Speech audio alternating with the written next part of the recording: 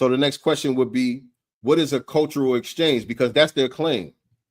When they say we're co-creators and it was Blacks and Puerto Ricans 50-50, really, like I said, they're trying to say it was Jamaicans and Puerto Ricans 50-50 and take us out of it altogether.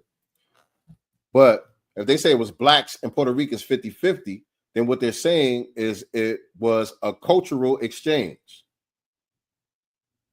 So what is a cultural exchange? A cultural exchange is when people from different backgrounds, cultures, or ethnicities, and shout out to people for the Cashapp deposits. Shout out to I don't know if you want me to say, it looked like you got your government name on here. I don't recognize nobody's screen name, but you know who you are that just sent the $10 on Cashapp. Shout out to you. I don't know if you want me to say your name like that. But a cultural exchange is when people from different backgrounds, cultures, or ethnicities actively share their traditions. What do? You got these people who are from different backgrounds, they're from different cultures and ethnicities, and they actively share their traditions, customs, values, and knowledge with each other, creating a two-way process of learning and understanding diverse perspectives. That's what a cultural exchange is. It's a two-way street. You learn a little bit about my culture. I learn a little bit about your culture. We kind of find common ground on certain things. We find certain things about our cultures that complement each other, and we bring them together. We fuse them in with one another. There's a cultural exchange that takes place. And then we can say, and then, after we do that, you bring some of your knowledge, some of your traditions, some of your customs to the table. I bring some of my knowledge, some of my traditions, and some of my customs to the table, and we start to fuse that together, and then we make something new out of those two, out of that cultural exchange. Something new comes about, and then we can say we created that 50-50. Because when you think about that, right? When you think about how I just explained that, this is how we get to be foundational Black Americans. Foundational Black Americans are a result of a cultural exchange. Foundational Black Americans came about after an amalgamation of different cultures blending together to become something new. That's how you get foundational Black Americans, because you have Black indigenous people who are already here on this land with their history, with their culture, right? With their traditions, so on and so forth. You have Africans who were brought here through the transatlantic slave trade, who came with their history, their customs, so on and so forth. You know what I'm saying? You have the people who came prior to Columbus and all of that, the explorers who were here prior to Columbus and all of that, who were doing cultural exchanges with each other, who were exchanging ideas, knowledge, and traditions with one another. And over the centuries, not overnight, but over the centuries, they all got amalgamated into one group and created a brand new ethnicity that we refer to as foundational Black Americans. That's what that is. We are the living embodiment of a cultural exchange. Hip hop is not that. Everything that we associate with hip hop, all of the customs, all of the traditions, the knowledge, all of it can be traced back to foundational Black American culture only. We can't find none of these ingredients in Jamaica or in Puerto Rico. And I'm gonna just keep it at that, because those are the ones that's really making the claim. You know what I'm saying? I'm not going to spread it out to the Caribbean and just Latinos in general. I'm going to be very specific. We can't trace any of those things back to Jamaica or Puerto Rico.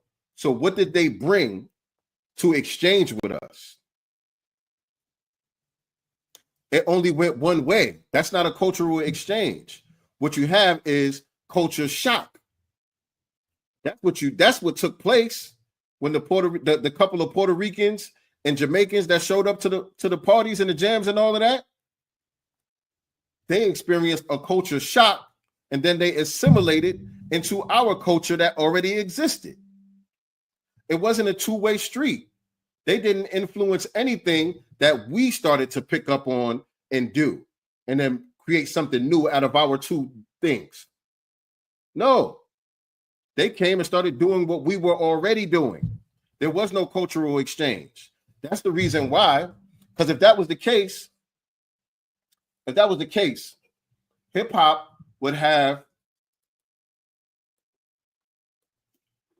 within the lexicon of hip hop, within the traditions of hip hop, you would have certain Puerto Rican elements. Within the lexicon and the traditions of hip hop, you would have certain Jamaican elements. I'm talking about in the core, in the foundation of what hip hop is. Hip hop is a sample culture. So sure, later on down the line and all of that, we sampled from reggae music, and we probably sampled some Hector Lavoe records and all that shit later on. We got samples of anything that exists. You know what I'm saying? Because that's what hip hop is. Takes things and repurposes them and recreates them to do something fly with it. That's what hip hop is. And that's also foundational Black American culture, because that's what we had to do to survive. Whether it's our food, our cuisine, that was made from scraps. We had to take it and repurpose it and make something fly out of it. You know what I'm saying? Whether it's, you know what I'm saying? Even the fashion I talked about a couple of weeks ago. The only reason why people wear blue jeans, wearing blue jeans as a form of fashion, comes out of foundational Black American culture, because jeans were only something that we wore as the working class. It was something that represented the working class. When you were working in the fields as, sharecroppers and stuff like that, they wore jeans. You know what I'm saying? And through our civil rights movement, we made it a fashionable thing, through our protests, by wearing it as a statement to represent that class of people that were being disenfranchised and undermined. And then it became fashionable and people started wearing it. You know what I'm saying? And so we didn't create it, we repurposed it. You know what I'm saying? So just the sampling aspect of hip hop, that's foundational Black American culture.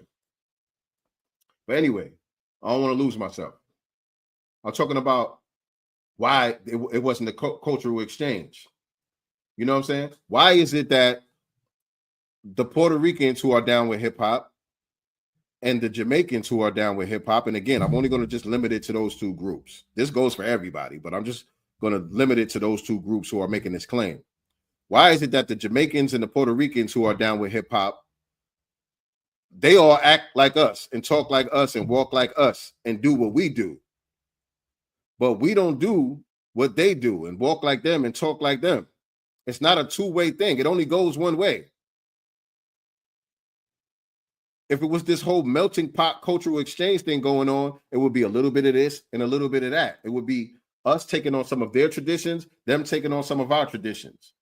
But we don't see that. We see them only taking on our traditions.